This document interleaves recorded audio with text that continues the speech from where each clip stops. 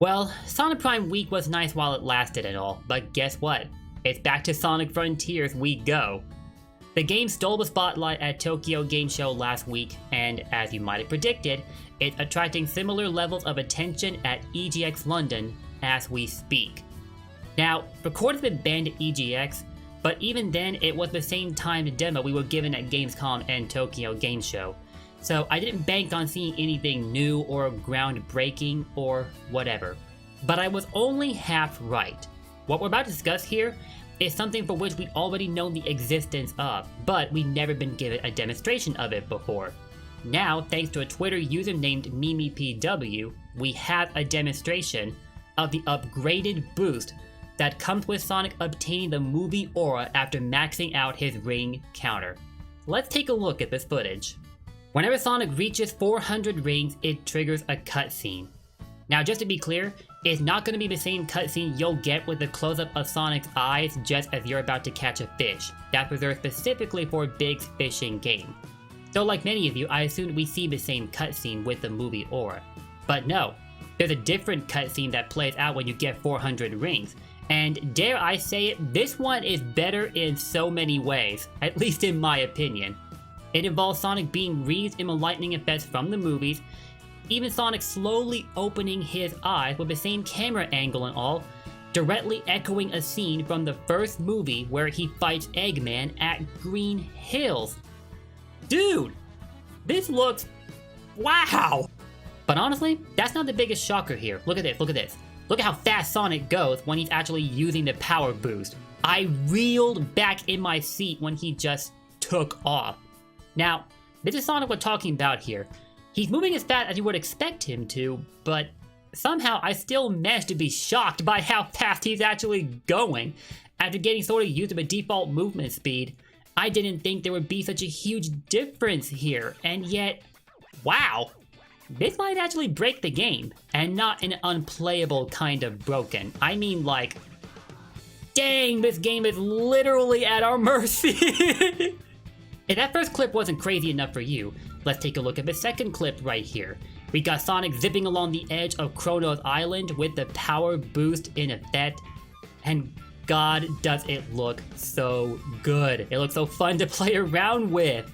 And all you have to do to activate this is get 400 rings, which already easy enough to do as it is just by spamming the side loop. That is freaking insane, bro! One of the easiest rewards to get for any Sonic game. I'm all for it though. Now, to get something clear, you do see similar visual effect when you activate the side loop while the power boost is in effect. But that doesn't mean the side loop will automatically activate when you have the power boost active. That's a move you have to activate separately from the power boost. In other words, they are not integrated into one another.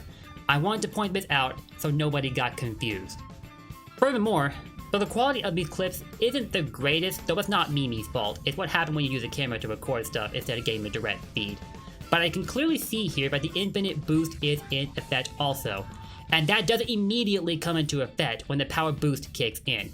In order to get the unlimited boost, you first have to draw the infinity symbol into the ground using the side loop. You can do this whether or not you have the power boost active, as both moves are separate from one another. If you need an easier way of remembering what the infinity symbol looks like, just think of it as the number 8 turned sideways. That's pretty easy to remember, right? In doing so, you get the unlimited boost, and this is where it gets better.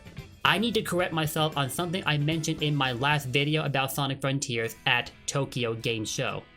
I initially suspected that to keep using the infinite boost, you had to refresh the effect once in a while.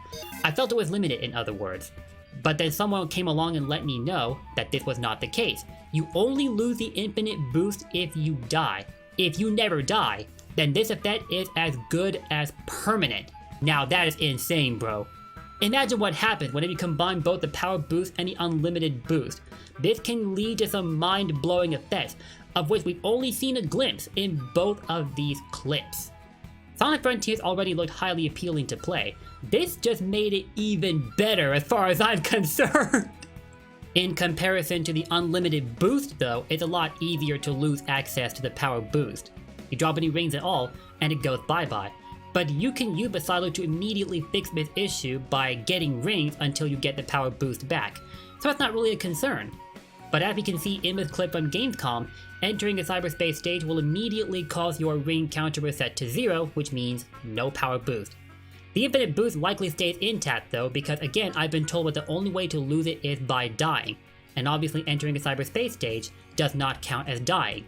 I get you want to keep the power boost, it comes down to doing both of these things. Avoid cyberspace for as long as you can, and be good enough with the combat system so that you don't drop any rings at all. Or be good enough at managing your way around the island without falling into the ocean.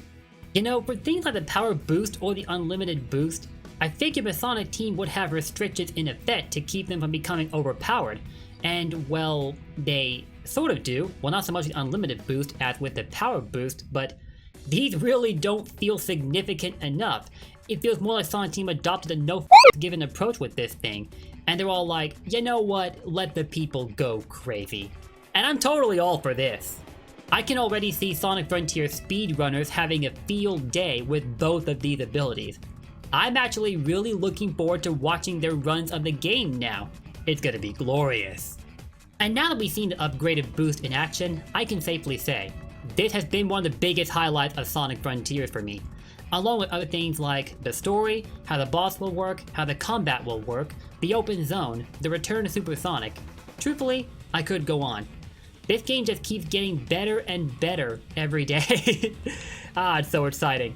Now, I've got to ask you guys, what do you think about the new and improved boost mechanic now that you've seen it for yourself? Let me know your feedback in the comments below. And I'd also like to ask you guys to check out the original source in the description below, and be sure to drop a like and retweet for Memey PW's Twitter post related to the upgraded boost, as I'd like for more people to know about the original source.